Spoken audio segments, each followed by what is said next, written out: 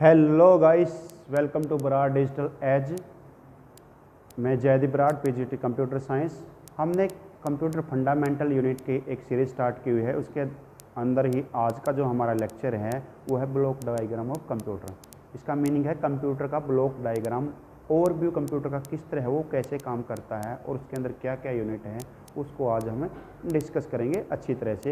और उसका फ्लो कैसे है, डायग्राम, डाटा फ्लो डायग्राम कैसे है, कंट्रोल कहाँ से कहाँ किसको कंट्रोल करता है। सी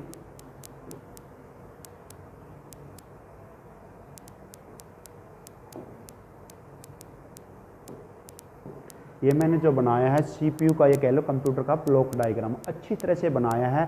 और इसको जैसे बनाया है उसी अकॉर्डिंग कंप्यूटर मेरा काम करता। आप लोग अगर ध्यान से देखोगे तो इसमें मोटे मोटे जो मैंने बनाया है, एक तरफ बनाया है इनपुट, इसको इनपुट यूनिट बोल सकते हो। एक तरफ बनाया है आउटपुट, इसको आउटपुट यूनिट बोल सकते हो। बीच के अंदर मैंने बनाया सीपीयू और लास्ट में यहाँ इस साइड बनाया सेकेंडरी स्टोरेज। अगर आप लोग ध्यान से देखोगे, इनपुट से एक एरो जा रहा है, डार्क एरो है, ये क्या कह रहा है, डाटा का फ्लो को दिखा रहा है। यहाँ से इनपुट से एरो, मेरा जो भी डाटा जाएगा कहाँ जाएगा, सीपीयू के अंदर। सीपीयू के मेन 3 पार्ट हैं। पहला है कंट्रोल यूनिट, दूसरा है अर्थमेटिक एंड लॉजिक यूनिट, तीसरा है मेन मेमोरी। अब नीचे देखोगे आप, इसके बाद यहाँ मेरा सेकेंडरी स्टोरेज है, क्योंकि जो मेन मेमोरी है वो मेरी टेम्परेरी है।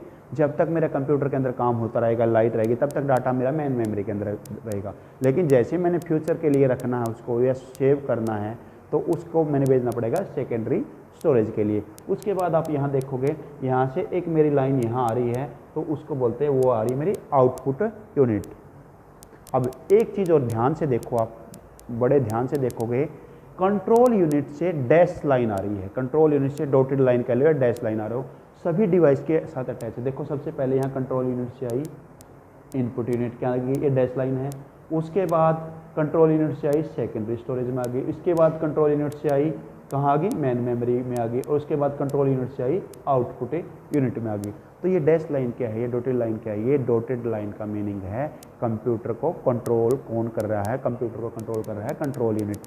क्योंकि सारे के सारे डिवाइस सीपीयू के साथ अटैच है। सीपीयू के अंदर जो कंट्रोल करने का काम किसका, कंट्रोल यूनिट का। तो कंट्रोल, मान लो मेरा कीबोर्ड चलते चलते कोई भी उसके अंदर एरर आ गया, तो स्क्रीन पे दिखाएगा कीबोर्ड एरर। मान लो चलते चलते कंप्यूटर के अंदर फैन में कोई दिक्कत आ गई, तो फैन एरर दिखाएगा। तो वो किसके कारण दिखाता है, वो कंट्रोल यूनिट के कारण दिखाता है। क्योंकि कंट्रोल यूनिट पूरे के पूरे जो मेरा कंप्यूटर का जो स्ट्रक्चर है उसको कंट्रोल करने का काम करता है। अब यहाँ 2-3 तरह का, जो अब मान लो कंट्रोल करने का काम कंट्रोल का हो गया, और जो मेरा कैलकुलेशन करने का काम है वो है मेरा ALU, जिसको अर्थमेटिक एंड लॉजिक यूनिट बोलते हैं। ALU या अर्थमेटिक या लॉजिक यूनिट बोलते हैं। उसके बाद आप लोग देखेंगे यहाँ मैंने लिख गया मेन मेमोरी।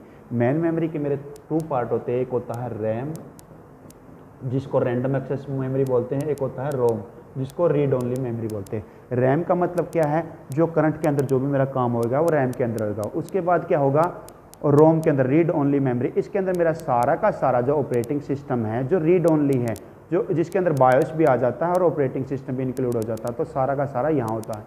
वैसे मेरा, अब जैसे कंप्यूटर शट डाउन है, पीसी शट डाउन है, तो मेरा ऑपरेटिंग सिस्टम कहाँ होता है, सेकेंडरी स्टोरेज में होता है। लेकिन जैसे कंप्यूटर का बटन ऑन कर दिया जाता है, तो हमारा जो ऑपरेटिंग सिस्टम उठ के कहाँ आ जाता है, मेरा मेन मेमोरी के अंदर आ जाता है। और मेन मेमोरी के कौन से वाले पार्ट में, और रोम के अंदर।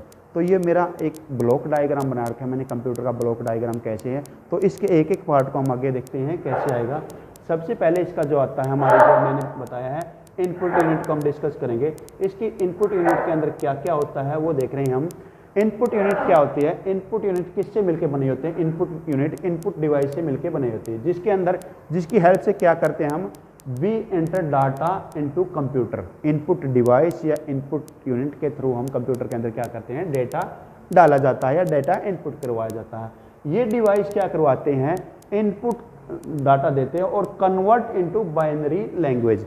ये यूजर से इनपुट लेके और क्या करते हैं, बाइनरी लैंग्वेज में कन्वर्ट करते हैं। क्योंकि कंप्यूटर को, हमारे को इंग्लिश हिंदी लैंग्वेज नहीं आती, तो उसको बाइनरी लैंग्वेज समझ में आती है।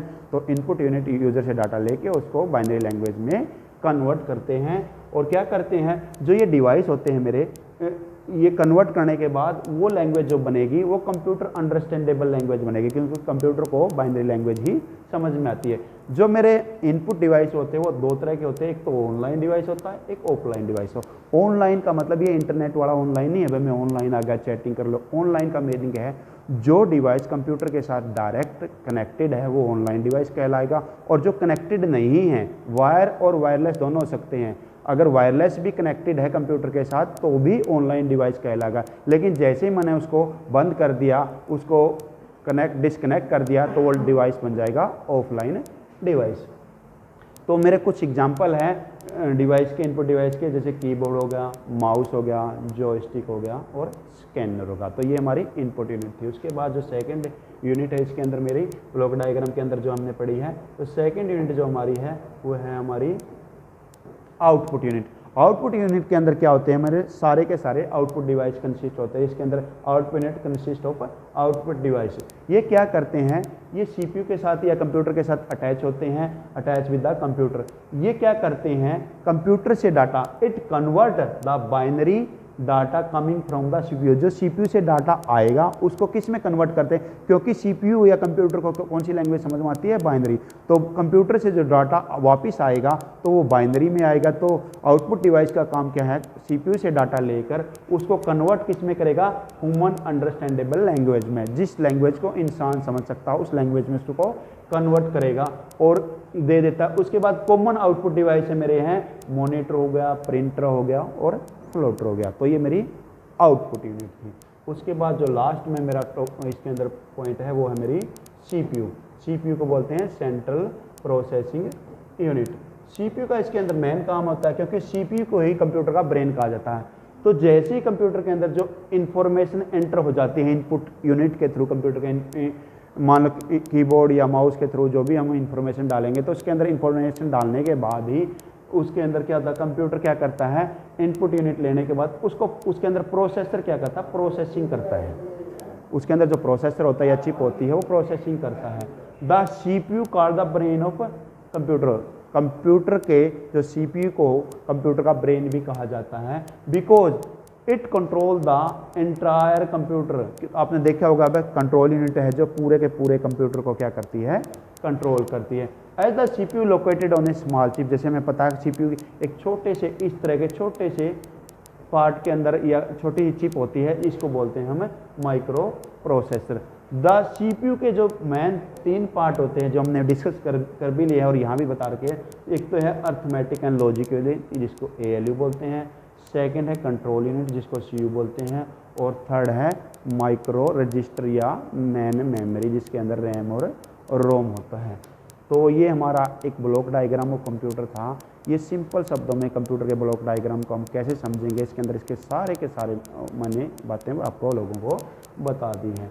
तो आई होप आप लोगों को वीडियो पसंद आई होगी। अगर वीडियो पसंद आई है तो लाइक, शेयर और सब्सक्राइब ज़रूर करें। Thanks for watching Brar digital as.